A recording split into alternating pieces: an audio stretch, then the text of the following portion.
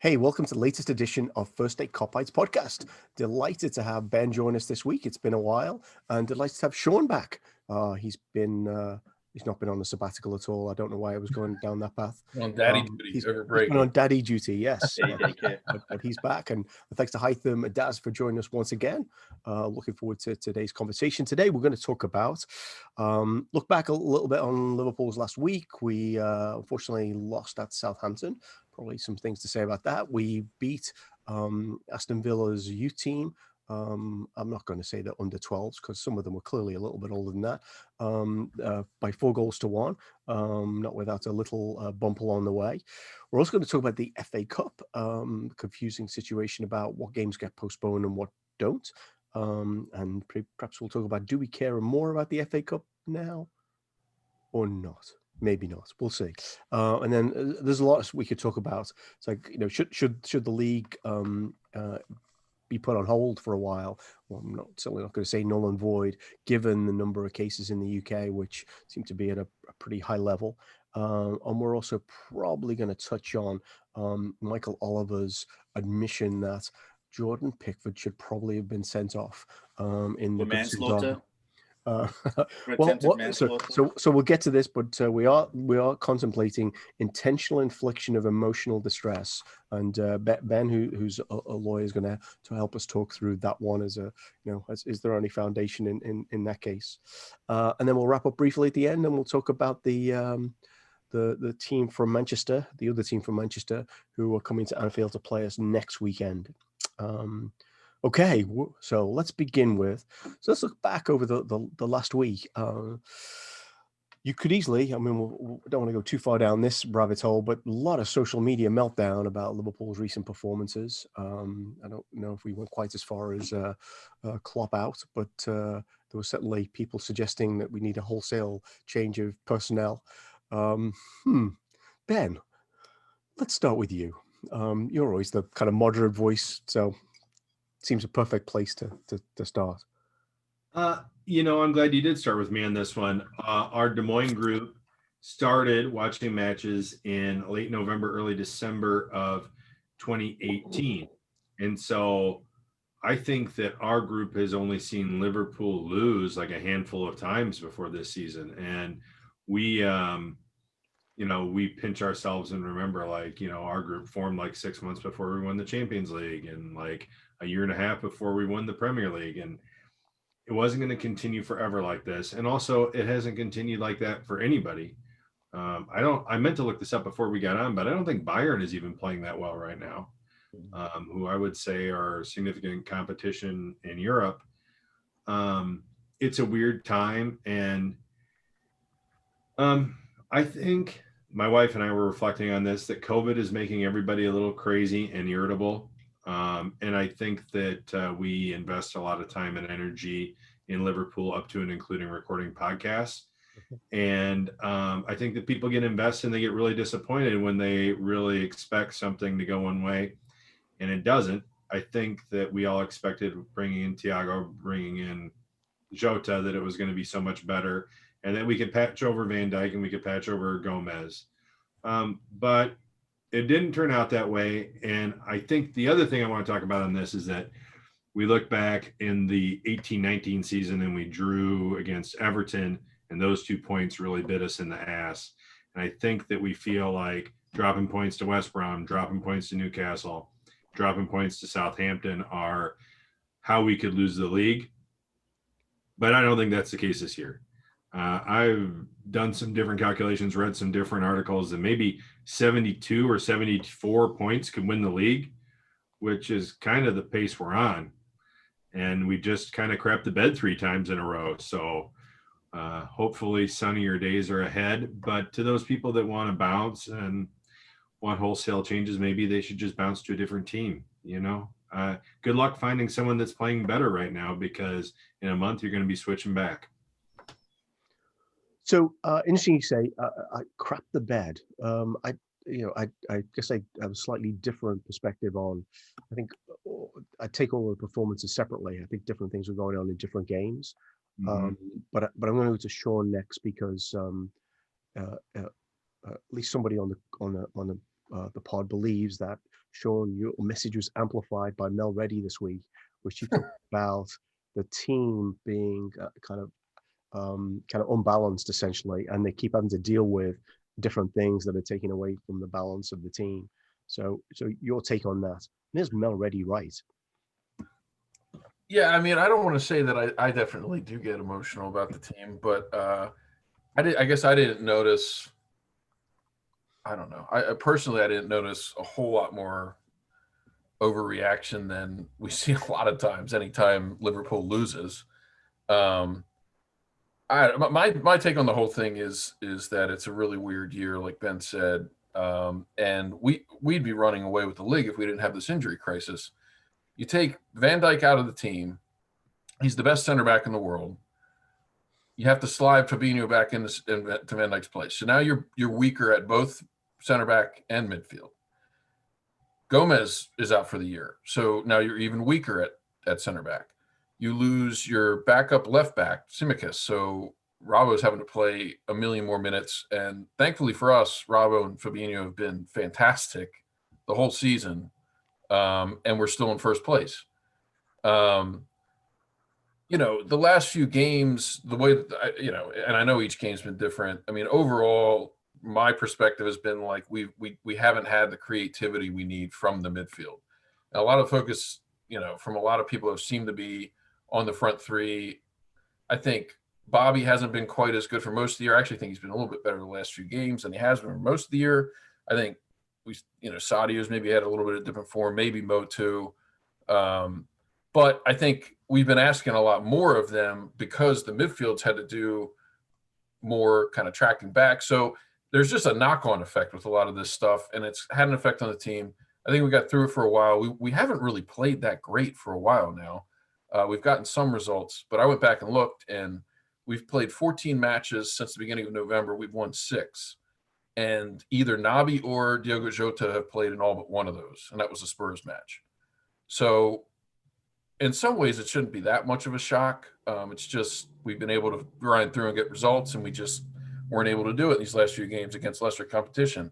But I think there's, emotional and physical fatigue that's probably happened, and that all results in that. I mean, my take on it, this is probably more hopeful than anything else, is that I think by introducing Thiago and reintroducing Naby, we can potentially, create some more chances, and it can help sort of fix some of the issues we've had on that end of the ball. Because, before we had Van Dijk and Fabinho in the team, we often struggled with this low block thing. It's not a brand new thing for anybody that's followed the club for more than 3 years. We would often get stuck with these kind of low block teams. And it's reminded me of that. It's reminded me of like, those couple of years under Klopp, first few years where we'd go into this like January, February dip in form. And, so that's my take on it. I think we'll bounce back. I agree with Ben that I think the league winner, I would probably say, is probably more in like the 78 to 80 range, but it's going to be a lot lower than it's been the last few years. So no need to panic and jump ship, everybody. It's going to be okay. It seemed like certain players were getting kind of over like a ridiculous amount of attention, particularly after the Southampton game. I really don't like Martin Tyler, as anyone who's ever listened to our podcast will know. But he might have mentioned 3 times. Trent didn't even play, and he mentioned 3 times that Trent gave the ball away 38 times against Southampton, which says something about Martin Tyler more than it does about Trent. But my sense was that whilst he might not have been playing like his very best, then part of what's going on there, he's playing a different role. He's playing alongside someone who doesn't usually play like Premier League centre back, whether that's Henderson, whether that's Reece Williams, or whether that's now Phillips. So I'm going to go to you, but we don't have to talk about Trent in particular. But it does feel that people are looking for scapegoats when I think that confidence is a big part of how the team plays. And I don't think you go from being the best, to take him as an example, I don't think you go from being the best right back in the world, like in September or whenever it was, to being like someone who needs replacing because he keeps giving the ball away. By the way, I'll just tell you, I did some research on this. He apparently has the 7th most touches in the Premier League this season. So he's clearly not shying away from the ball. By the way, he's only third in the list of Liverpool players because Henderson and Robertson touch the ball more. Fabinho's eighth. So what that says is we have 4 of the top 10 touches in the Premier League. But he says something about like who has the ball for the most period of time. Coming back from that tangent, Haitham, what's your take on it all? Is Trent to blame? No, he's not to blame. Well, so I did not get to watch most of the Southampton match. I had a call for work and was able only to watch the first 20 minutes, I think. And then this, I was just like, I'm going to watch the recording afterwards and I'm going to turn everything off, from a notification perspective. But obviously I got to watch the goal in, was it the second minute, I believe? Yeah. And what I saw was, Trent has made mistakes in the past and it didn't look out of the ordinary. It wasn't like I was surprised when it happened. Obviously Trent's, and I'm only going to speak about Trent for a little bit. His form has not been the same for many reasons. Some of the reasons were discussed by Ben and Sean. Just the loss of, people like Van Dijk and Gomez, and it's new faces, new ways of playing. But then Klopp came out and said that he was COVID positive. Regardless of whether it how it affected him. So that's just another example of how this crazy disease might affect even healthy people. So I'm not really, it is what it is. I had always thought that the Southampton match was going to be a really, really tough one. I mean, they've given us issues in the past couple of years, even when they were not that good.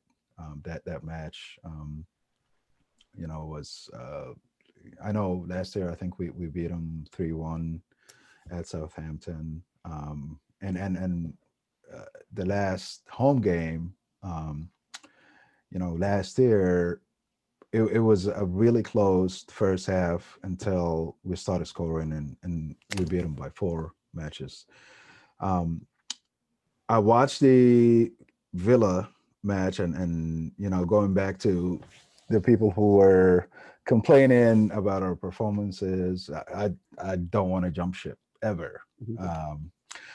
However, I thought that, okay, we're not playing your typical teams who are inferior, who are just gonna, park the bus and because of the situation with the players who are missing and all of that stuff, we're gonna have a hard time, figuring out how to, create passing lanes and all of that stuff because we're playing kids.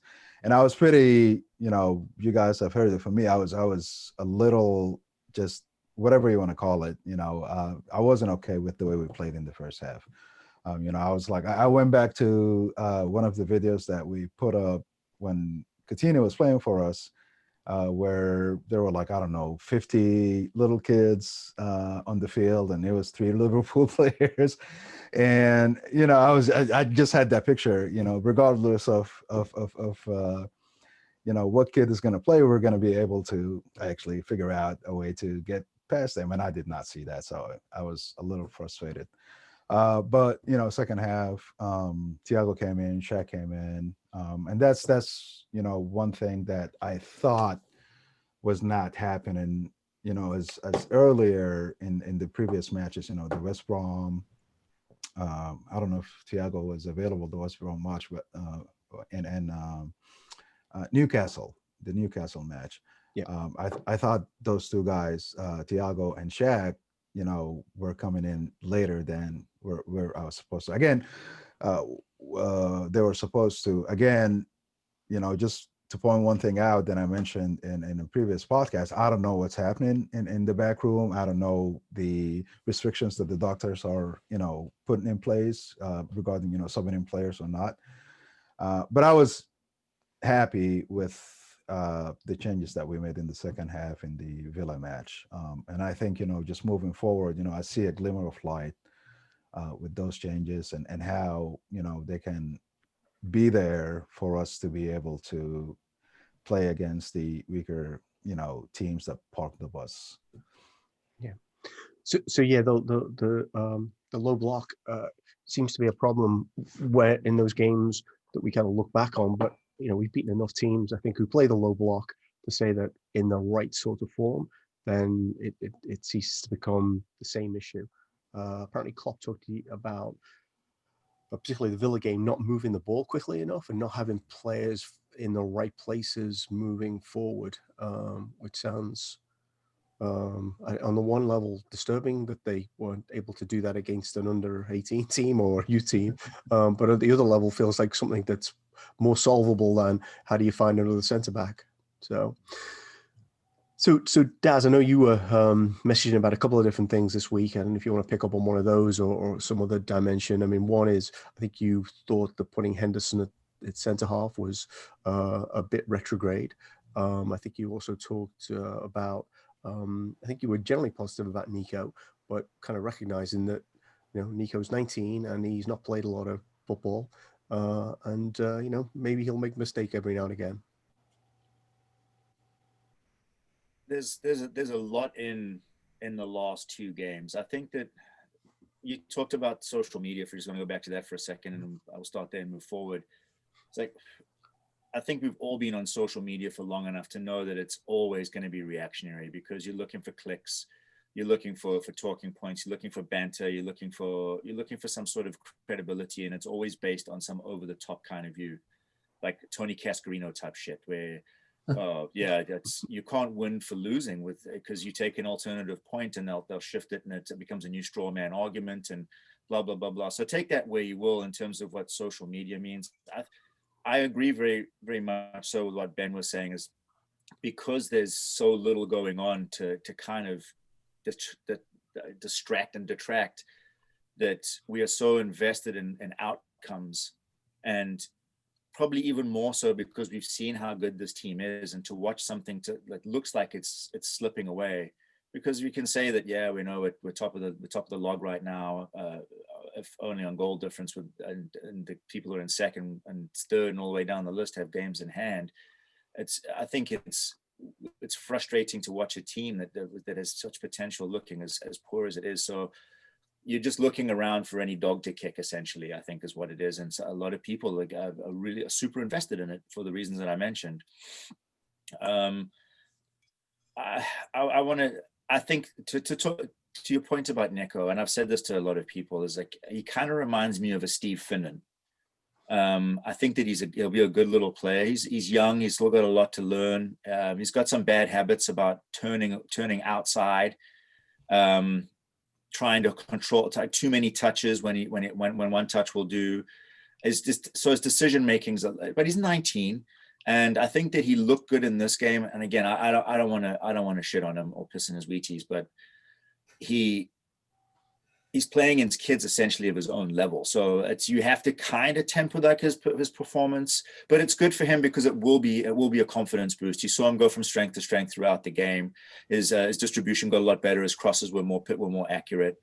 Trent, I think Trent just needs a rest. I think that there's a lot of stuff going on for him, the illness, so much football. You were talking about how he just, there's no confidence in the person that he's playing next to, because by and large, the person that's on his side when we get a new centre back pairing, which I know that you mentioned what do we have, 26 different ones now? It was an exaggeration, but it's close. Yeah. Yeah. So it's 260. This is go completely hyperbolic. Yeah. So he doesn't get the same. He doesn't get the same freedoms, I guess, or maybe it's whether or not it's mental, whether or not it's by design. Whereas Andy, you see kind of marauding down the left-hand side, because I think there's more confidence in the person that's next to him.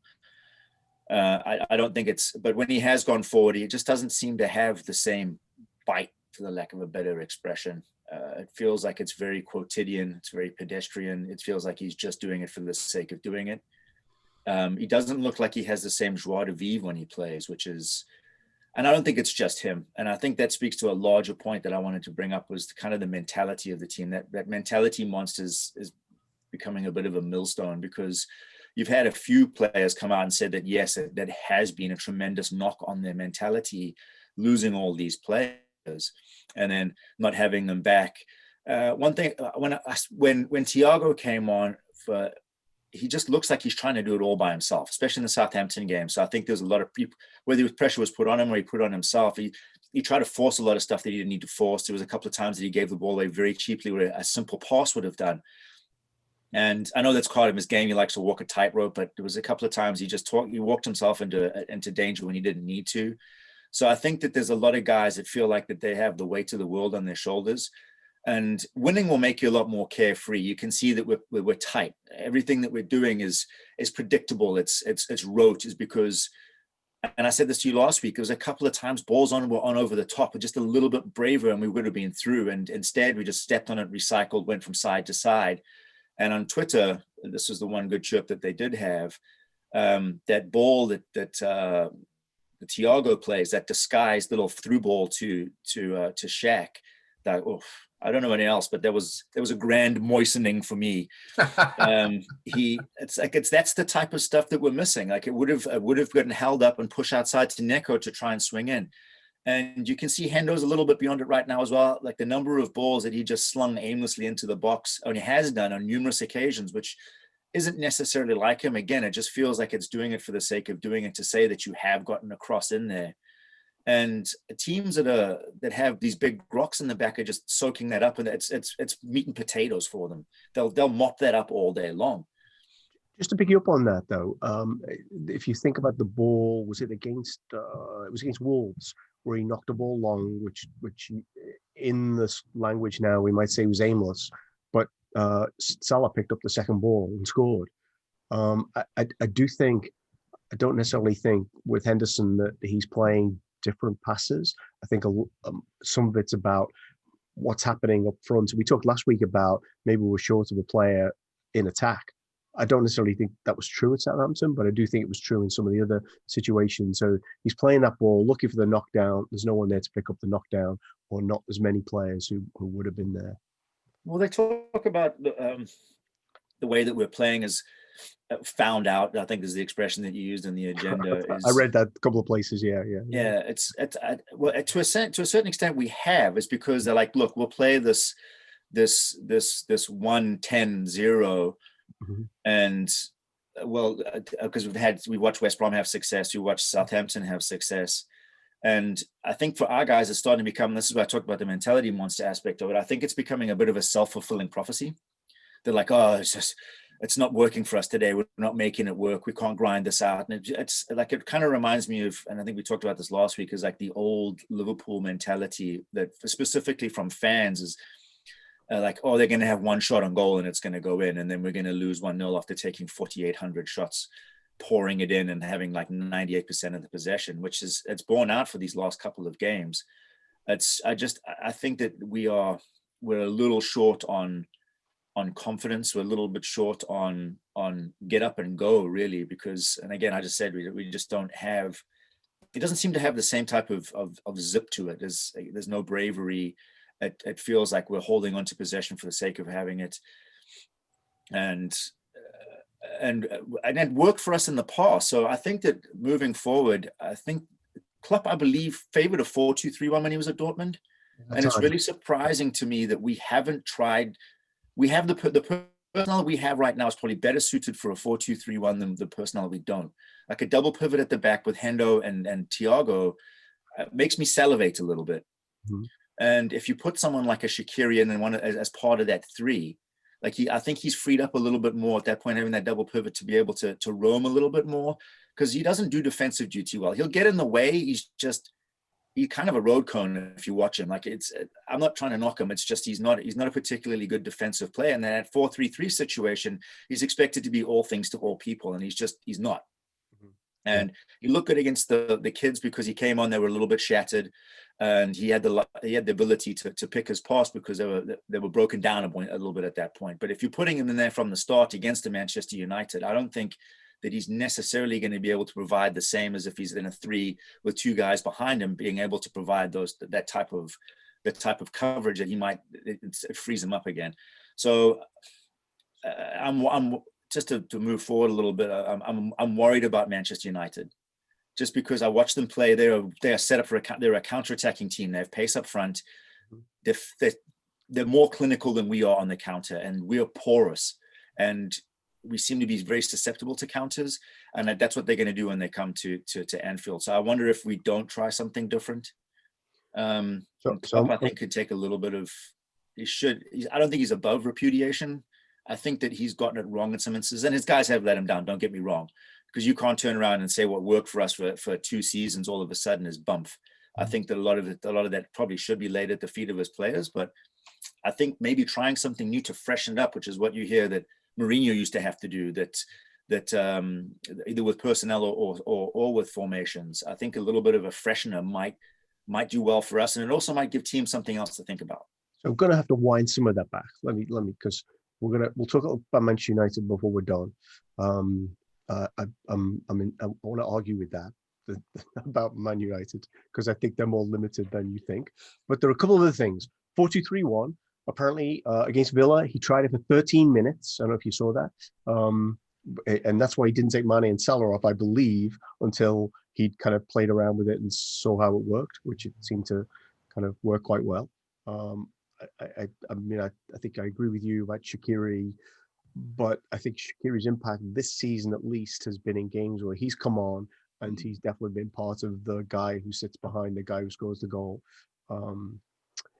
I've decided we're ditching the FA Cup. It's not interesting enough. We're going to talk about maybe we'll talk about it next week after the draw. But where I do want to go is, I do wonder, and I'm going to kind of weave this into the Michael Oliver, Jordan Pickford conversation. I do wonder whether some of the refereeing decisions is playing into the confidence. If you look at,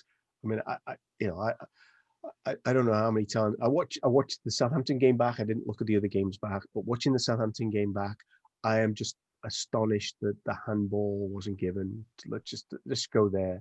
Not even talk about the foul on Mane, which was more of a foul than the thing Pogba got like a couple of days before. But I do wonder whether that's kind of playing in.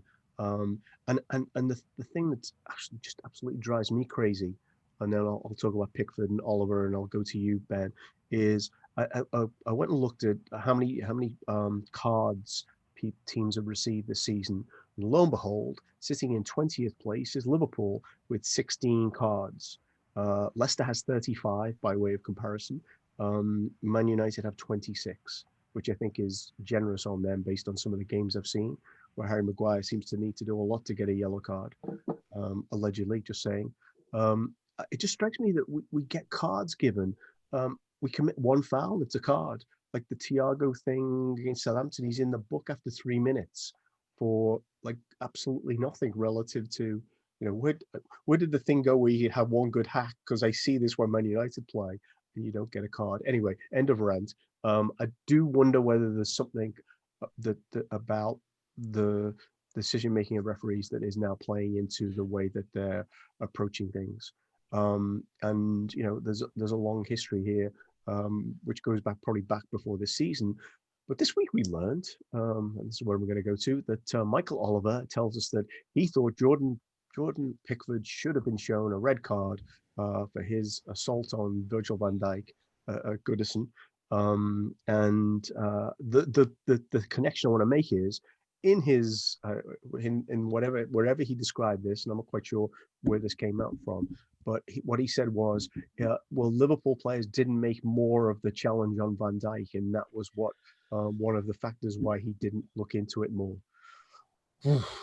That I have a hard time with.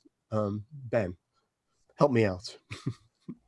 I don't know if I have help. I mean, obviously, as an American, I grew up watching American football, and there were times when all the referees would get together and they would talk about what they saw happen, and then they would hammer it out and decide, no, this is the right call. But I think, and somebody correct me if I'm wrong, in other leagues, when you have a VAR review, they have the channel broadcast, right, to the viewers that you can hear what they're saying to one another, right? Am I making that up or did I dream that? I think that's in rugby or cricket. They'll play what's happening. I I don't think think. it's available in South America too. I've seen it in some South American games. Oh, really? Okay. Mhm. Wow. And I just think, for Christ's sake, we've got a referee on the pitch, two line judges, and the fourth referee, and they all have radios, right? And none of them dreamt up that or imagined that maybe, I wasn't going to make such a blue joke, and I'm not going to make this joke, but that assault or willful injury or whatever that was that you want to say on Virgil van Dijk, that might be a red card. I find that a bit ridiculous. And, as you were, I don't want to steal your thunder, but as you were noting that might have played a different role in whether or not Richarlison continues with his dumbass antics and gets a red against Thiago. What I would say about the refereeing, and to go back to what Daz was saying, is, if you work with people and you're accustomed to working with certain people, when there's somebody else there that day, you're thinking, all right, this isn't going to work quite as well as it does usually when I've got my normal people working for me, with me, or above me. And if you've ever worked with a temp, that's pretty obvious, right? And so if we look at Trent, we see that going on. I think if we look at Jordan Henderson, we see that going on where he's trying to be more of a creator than maybe he's supposed to be. And I just think everyone is a bit ill at ease because they're not quite sure where they're supposed to be going. And I just had this reflection watching the Marine Spurs match, and they were talking about, it's the one-touch football that is so hard for a team like Marine to keep up with. But if you watch Liverpool play, they're not really doing one-touch football. They're taking a touch, they're looking, they're finding where the ball goes. There's not a coherence about where it's supposed to go. And I think that when it's not going well, you get ornery. If you're working with a temp or you're working with somebody that you're not used to working with, you get ornery and you start bitching about things that you feel are perceived slights. Like, where's my stapler? If they take my stapler one more time, I'm going to burn it down, right? And you see these referee decisions and you start to complain about them. And then I think the referees get their hackles up and they go, oh, yeah, well, yeah, you think that I'm doing a bad job? We'll just wait and see how bad a job we're doing. And so, Thiago, you had that foul there, and that's a yellow card. And I can explain to you by the letter of the law why it's a yellow card every day, and nobody's going to tell me I'm wrong. But, yeah, it probably shouldn't have been given a yellow card. But you get in this spiral to where you complain about the referees, and then the referees, rather than giving you a break, are going to be harder. And then you complain more, and then they're harder yet. And so I think that's my long-winded version of saying it's hard to work with other people than the people you're used to, and things start to irritate you more, and then you complain, and that's the result. Yeah. So there are a few people on the Tompkins Times who are having a pop of consistency of refereeing this week. So I'll go to you, Sean, next. I think there were kind of some interesting things in their comments. But Paul Tompkins was great, saying they should actually take the Southampton game and use that as an example of what not to do. Which may be slightly extreme, but there were certainly some things in there. As an aside, I think it is interesting that David Cook guy, the one who was on VAR for the Everton game, has not been near a Liverpool game since, and long may that continue, in my humble opinion. Shouldn't be near the EPL period. Right.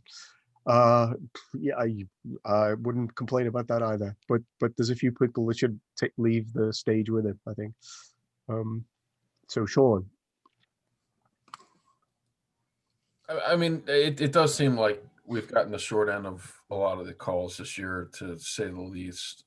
There's been VAR decisions, but there have been other decisions kind of throughout games. The one you didn't mention, Paul, was the challenge on Milner, which was just like, they didn't even give a foul. I'm like, that is a straight red card. There aren't very many fouls you'd say are straight red card every single time. That is one of them. That was a straight red every single time. And we're lucky he didn't get seriously injured. So Sean, just quickly, while you're talking about that, that kind of ties into what you're saying about Oliver, because everyone knows that James Milner's probably got lumps after every single game, but he hops back up and he gets on with it. Yeah. Whereas if you have someone that rolls around like that, someone shut them out of the crowd, there's probably a more of a CSI type situation there where they're like, oh, maybe this is something we need to look at. But he breathed on through it, got up with his broken ankle and worked it out. So that could be the same thing that they're saying about Oliver's like, well, if you guys had made a bigger deal out of this, I probably would have done something about it, which is, that's not our jobs to bring that to his attention, but they teach you like it's the same thing as diving. If you don't go down, you're not going to get the fucking call. Excuse my expression. You're not going to get the call. It makes me angry because it's not our job to try and mandate this or to do this on our own so that you are going to make the decision that should be made. Yeah. Like it's the theatrical aspect of it. Sorry, man. I didn't mean to interrupt you. No. It's I appreciate. Yeah, like the one part of Oliver's comments, honestly, like it annoys me that he comes out now and says it was wrong. At least he admits now that it was wrong. But looking back, I mean, yeah, it probably did have an impact on that match. But at the end of the day, Van Dijk still would have been injured. We wouldn't have got a penalty out of it, apparently, because it was offside. So technically it's dead play. And they could have red carded Pickford. Maybe we win that match. You know, we should have won the match anyway. Mm-hmm. VAR took it away from us. It probably does have a psychological impact on the team. But the refereeing decisions have been terrible, and they probably have had an impact. But I still think that it's the accumulation of these injuries, you know, that is what we're looking at. I mean, ultimately that is the real problem, because if we had a more fit squad, we'd be able to work through some of these things. We'd have different players like Naby and Jota, and we'd be able to figure this out.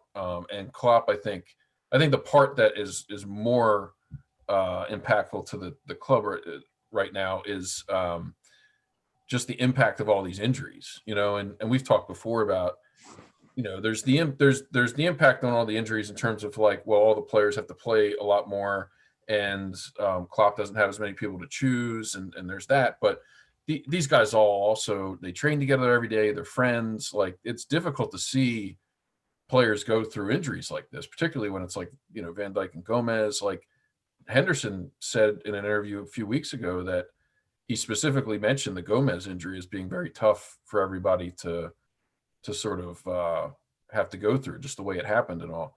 So, and we still haven't heard the whole story on that one. I still think there's more to that story that we haven't heard on the Gomez injury. But I think the injuries have more to do with it. But yes, the referees are terrible. I think the standard of refereeing has been bad for a while. If this is, you know, supposedly the greatest league in the world, you know, we all enjoy watching it and all. It's just a shame that they can't improve the refereeing one way or the other. They try to introduce VAR, and somehow they manage to screw that up too. And you know, you have these guys refereeing games that are in their 50s that aren't very good to begin with. It's like, well, why are they there? You know, it's just like an old boys club kind of thing. What I would like to see, building off what Ben said, is I would like to see the referees have to face the media at the end of a match like the managers do, and explain the controversial decisions at the time. You know, because we never hear from them most of the time. It's rare. This thing from Oliver is rare. You know, and it took them 3 months. Like, why is that? They should have to answer for what they do. So, you know, it's frustrating, but, you know, again, ultimately, I think it comes more down to the injuries that we're facing. Otherwise, we'd be walking the league still, even with the poor refereeing decisions. So, yeah. It appears, I think, the VAR has actually highlighted some of the deficiencies of some of the referees, unfortunately, the use of VAR. I don't want to get Haitham's take though, because you were talking about it. Can we get a class action lawsuit against Jordan Pickford based on the all other comments? Yeah, sure, Ben's got an opinion on that, but what's your take? Yeah, so I kind of agree with Sean about, you know, the effect on refereeing on players and their performances. I don't think there's a direct correlation at all. I think it's just, whether it's the toll of injuries on them, even though it's not them. For example, the front three, as of late, there were instances of them just doing things that, whatever you want to call it, whether it's selfishness, whether it's, being unselfish and all of that stuff. And they would do something that's not similar to who they really are. So I just, I don't think, like I said, it has anything to do with the refereeing. I'm a person that used to play in teams in the past and got into it with referees, and it didn't, change the way I played, the next match at all. I did not think about it. I went back and did the same thing that got me in trouble, the last time. So I just, yes, it's frustrating, but I don't think it affects the way the players perform on the pitch. With regards to the lawsuit, I was kind of talking about it, and I mean, the main point about it is just there's no accountability. Like, we can all talk about how the referees are, performing terribly, and players can talk about it. Club can talk about it. All coaches, but it's not going to change, because whoever, I can't remember the name of their group, association, whatever you want to call it. PGMOL. The PGMOL. Thank you.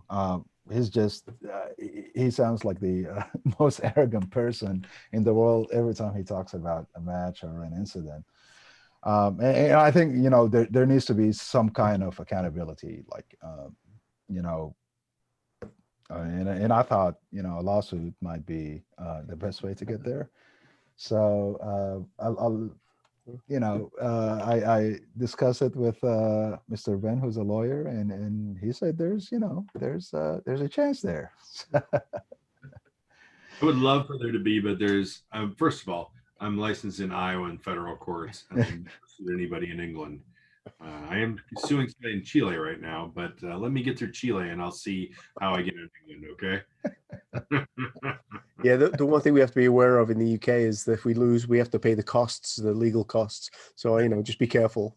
Maybe we want to spread the case thin. So we can do a little GoFundMe. Sue the PGMOL. Wow. Okay. Well, I know there's something in the water, obviously, about rebellion and whatever else. So, final word on, whatever you want to take it, Daz. Look, my feeling on referees is and always will be that they are vermin and they should be hunted for sport. And I don't say that lightly either. I'm a parent. I know that you guys might all be shocked, like, how the hell did this guy ever be allowed to become a parent? I had to sign some documents, so it's official, but we don't admit fault to our kids often enough. When we get something wrong, by and large, we forge through because we have to be seen as the authoritative figure. We can't see being wrong is equivocated with being weak. And if you allow yourself to be seen beyond reproach, or you give that crack to somebody, they'll exploit it as being that's at least how they feel. That, well, you were wrong that time. Well, it means you weren't wrong this time. And I think that a lot of that goes on in officiating, specifically in soccer. I know that they've kind of mitigated that in other leagues. And to great effect, honestly. Like, I don't think that anyone thinks anything less of match officials for rugby or for cricket. But I think that this last bastion of almost like parochial headmaster type thinking here, that you have to be the be all and end all. You have to be above reproach. you can't ever be wrong. And part of admitting that wrongdoing allows people a foothold. This is what they think, at least. Mm-hmm. So and to your point, Paul, allowing VAR in, is all it's done is shown the deficiencies within, and it's highlighted them even more amongst match officials in the game. Whereas it was supposed to provide them kind of a safety net. Now it's just making them look even more inefficient and ineffective, and flat out rubbish, for the lack of a better way of putting it. So I think that what they need to do is start phasing out some of the older guys. Like the fact that Mike Oliver, take it where you will, like we're baying for blood, but it took real courage for him to come out and say, I got it wrong. And I think that once you start seeing a younger group of people and I think we've discussed this before, if they decide to keep VAR, they're going to have to change it in some form, or the rules around how VAR is implemented, or both. I think once you see a newer crop of referees come through that understand what its utility is, how it's supposed to be used, what it's used for, and how it can be helpful, and you start getting rid of these dinosaurs like Atkinson and Taylor and Mariner, who seem to believe that they are above reproach, or they're above impunity, or they can act with impunity, and they're above any type of censure, which they're not actually. Like, I guess they lose games sometimes, but it's not often enough, because again, like the watchers aren't gonna police the watchers too hard, are they? Yeah. So I think once you see a younger crop of referees that understand how VAR is, what it's supposed to be used for, how it's functional, where it can be used to best effect, you'll probably find that these conversations, and I pray to whatever your deity of choice is, that we can stop having these conversations, because frankly, they're boring, they're tiresome, and they're costing people points. As for Liverpool, I think that I go back to the mentality monster thing, because that's kind of my theme for the day, is like, you have to say, we have to take it out of this dickhead's hands. Like, we can't allow him to have it. We need to finish our chances. We need to make it the way we're tight. And if we do eventually get a call against us where a guy obviously is clearly fouled outside the box, and they say it's inside the box and it's a penalty, we've already got 3 in the bag. They can have that one. We are good enough of a team, we're deep enough of a team to be able to take games away from people. So it's up to us to start doing that. And so instead of looking at it like, woe is us, which we obviously honestly can, there's a lot of games that we're probably 9 points shy of where we should be, based entirely on terrible refereeing decisions or speculative and subjective VAR decisions. We need to be stronger mentally and better team, and just start taking it away from other teams. So let's wrap up the referee thing. But a few things. One is, it's interesting that it was Oliver, who I think most people would agree was probably the best referee in the Premier League, who came out and said, hey, didn't get that right. I don't know if any of you read the Athletic piece, just so this is worth looking out for, about how they assign kind of referees for different games. And they basically got a kind of an A list and a B list, it would appear, and Oliver's on the A list. Disturbingly, I found Anthony Taylor also appears to be on that A list, which, anyway. So we're going to... He officiated the Super Cup game, didn't he? He's had a lot of big games, yeah.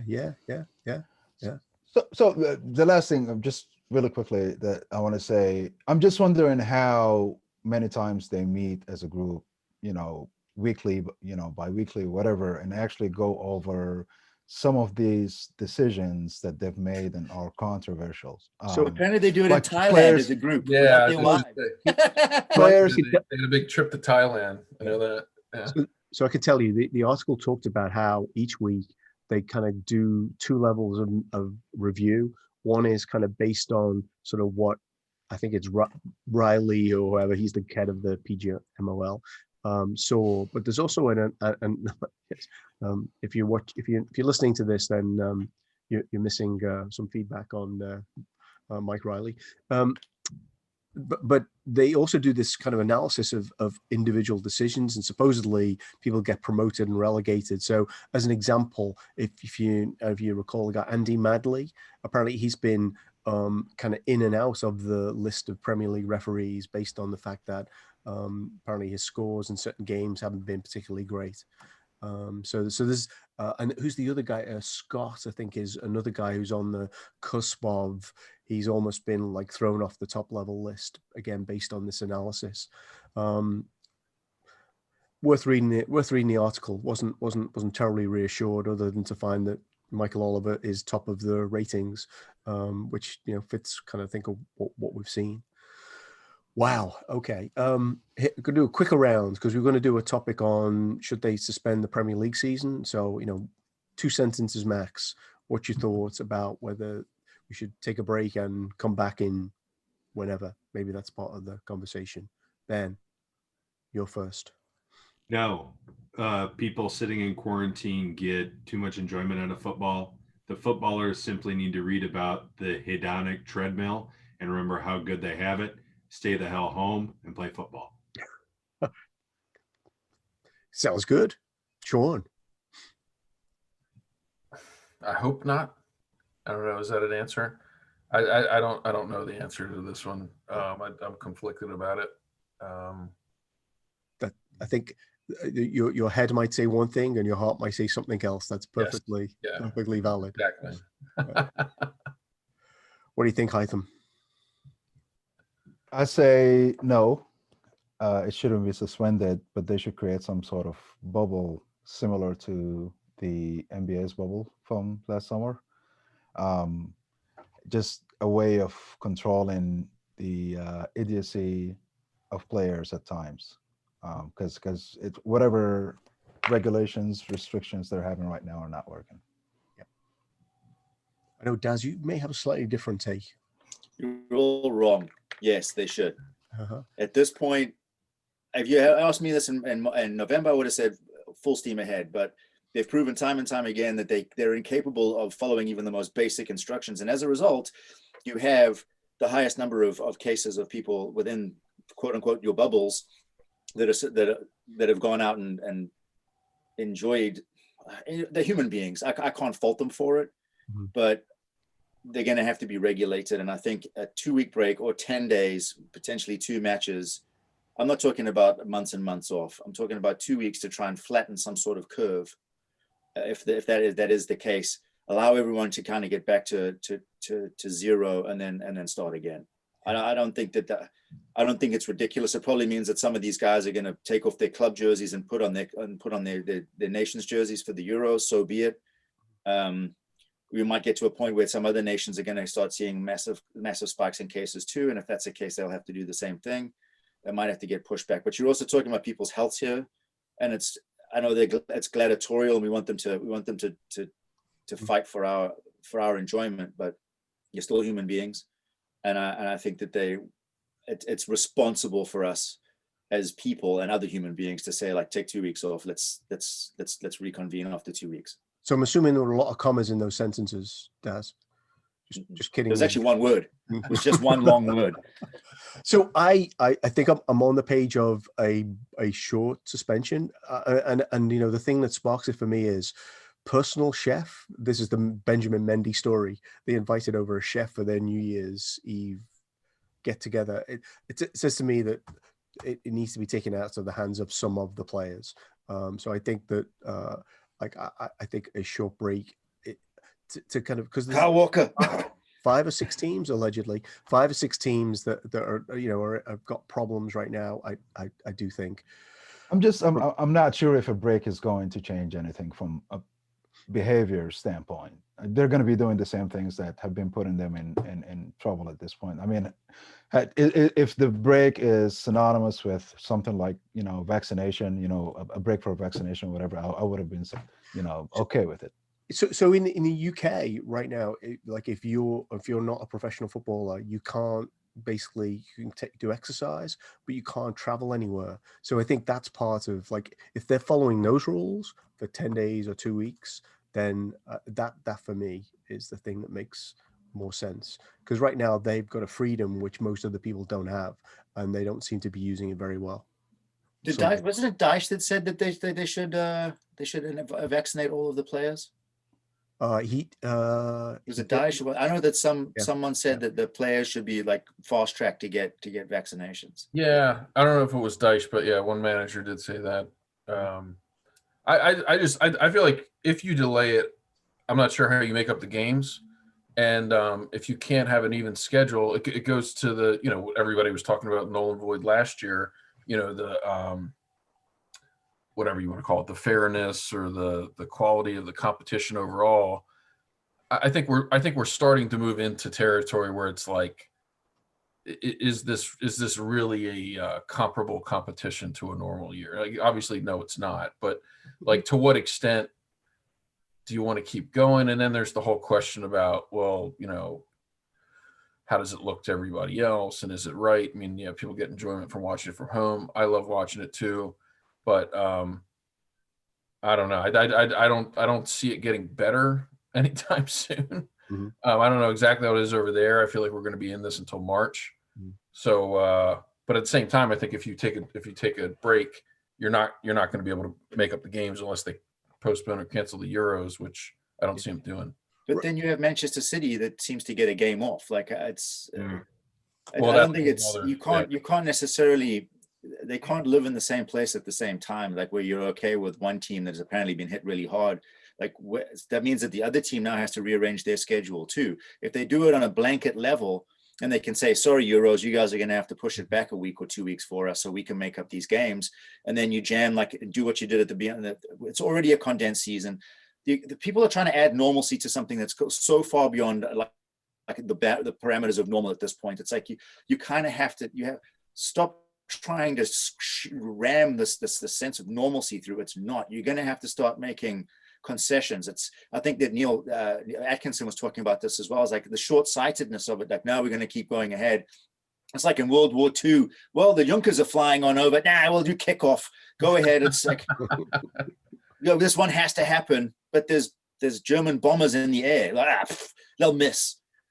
Although, of course, what we could do is make it the players and the team's responsibility. So, for instance, if nobody teaches Kyle Walker to masturbate or Benjamin, and they spread COVID to everyone, I mean, then Man City's going to have to play the U17s, right? I mean, that's another way to handle it. Yeah. I just had a picture of Kyle Walker's like, what do I do with this? How do I do this? Yeah, I mean, I just go to, like, if you actually sit down and look at the schedule, like, where do you play the games is where I'm at, and so then you got to come up with something else. I guess you're right, Daz, but yeah, so I don't know. That's why I don't know, because there's so many questions around this. So just to wrap this up, I do think one of the challenges is they don't seem to show much imagination in what else. But I do think that in the year of a pandemic, then they probably should have been. Well, anyway, we've talked about this before. They probably should have been thinking about this season as they were like trying to plan for the restart of the last season. Anyway, we are going to. We're running well behind, so let's do a quick.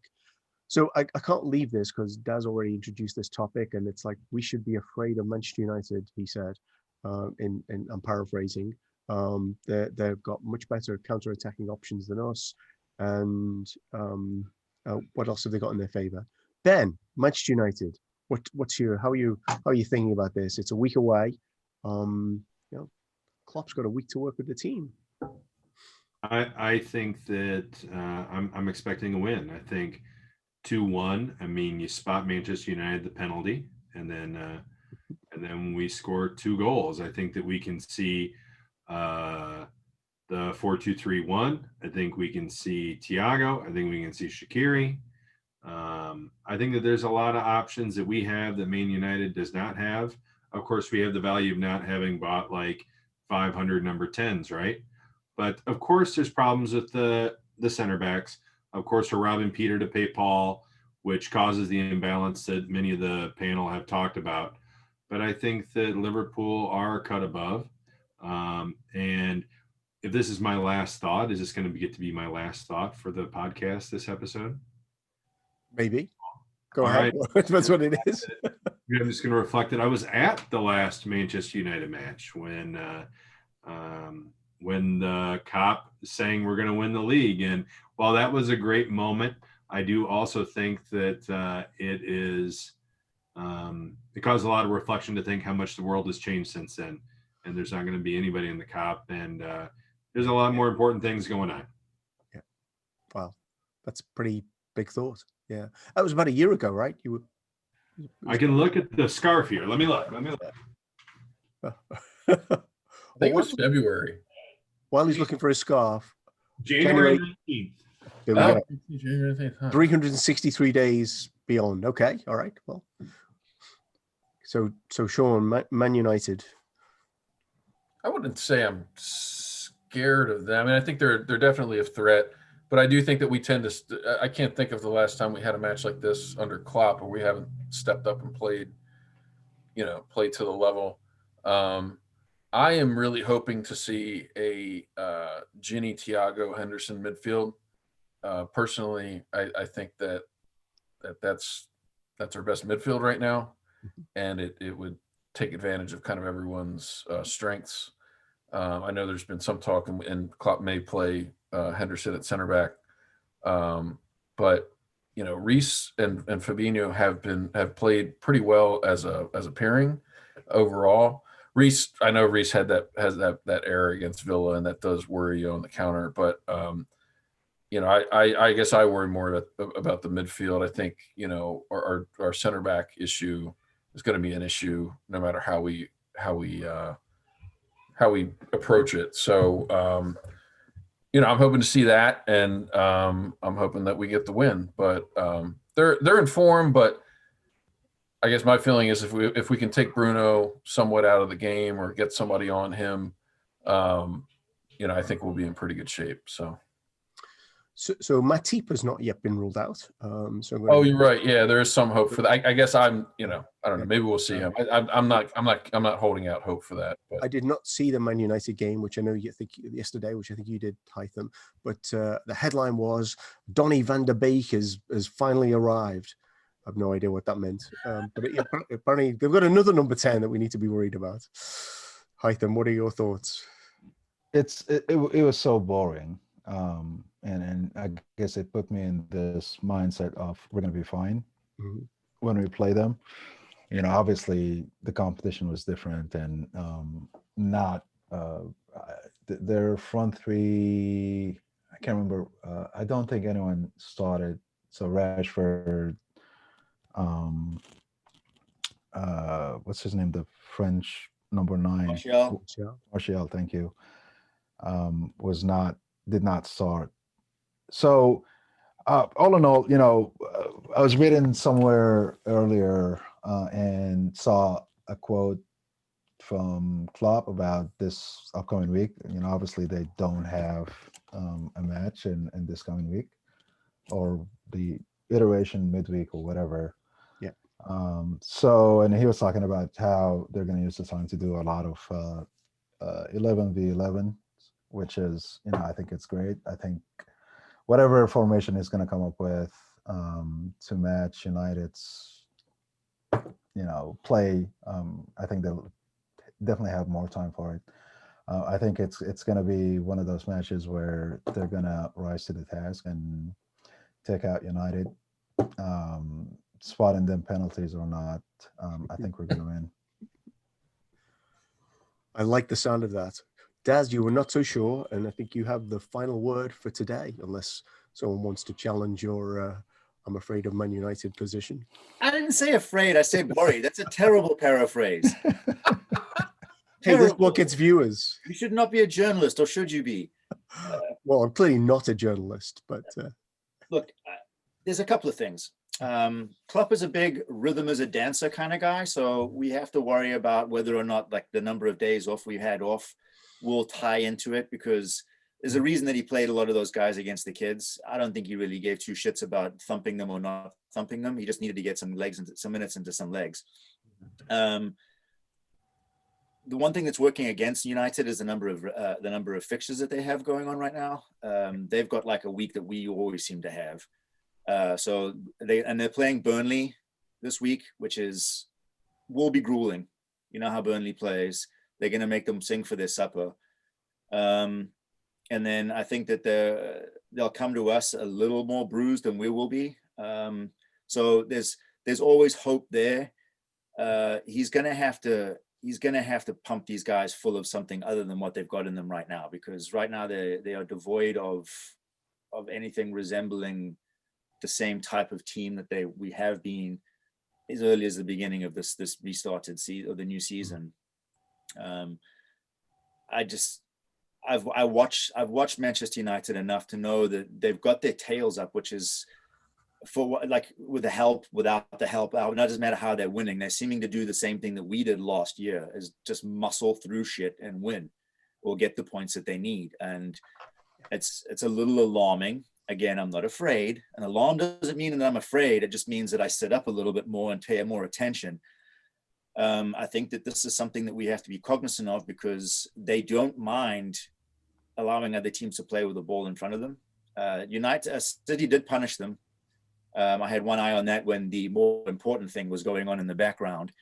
Well, I had them on the background when the more important thing was going on. And when I did watch it, like they are susceptible to quick moving of the ball. So I think that if Klopp does get that into them, instead of sitting, being a little bit more brave, at least trying something, I think that we will get joy against him. But it's still something that we have to be cautious of, that we have.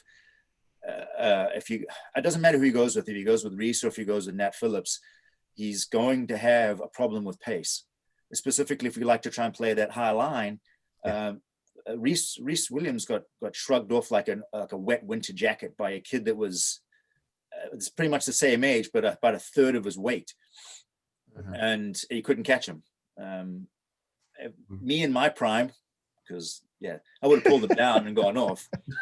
But give me a little man, no, not today. But he doesn't have a kind of tactical nous to, like, he didn't tug on him, he didn't pull on him, he kind of just let him get away. And so we have a real problem with pace. And if we're going to play that high line and we like to play possession, and Mo Salah just tries to play a small pass and it gets cut out and they're coming at us at pace, we could be in for a bit of a day. That's that. But having said that, I like the 2-1 shout, so I'm going to stick with that. I really don't want them to be the team that takes our home record away from us. That would be painful. So truthfully, if I'm afraid of anything, that's the thing. I would not them, anyone but them, would be the thing. A few things. I'm surprised. Are you afraid or alarmed? You got to distinguish. I'm afraid about them. I just do not want them being able to say we stopped them winning their record. That I'm afraid of that.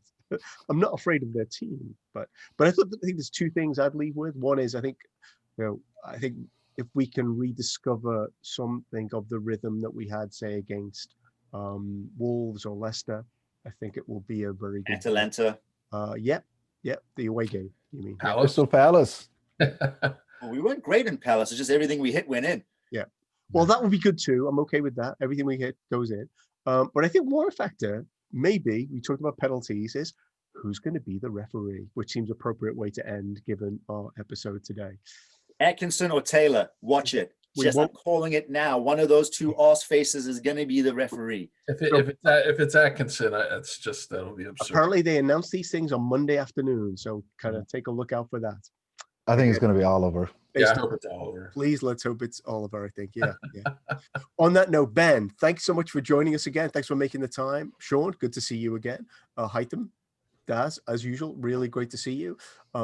That's it from First Day Kopites. I forgot to mention about subscribing. We've actually put up a whole load of the original episodes up on Apple Podcasts now. So if you listen this far, then hey, there's a whole load of interesting stuff there with people like Simon Hughes, Kathy Long, Keith Salmon.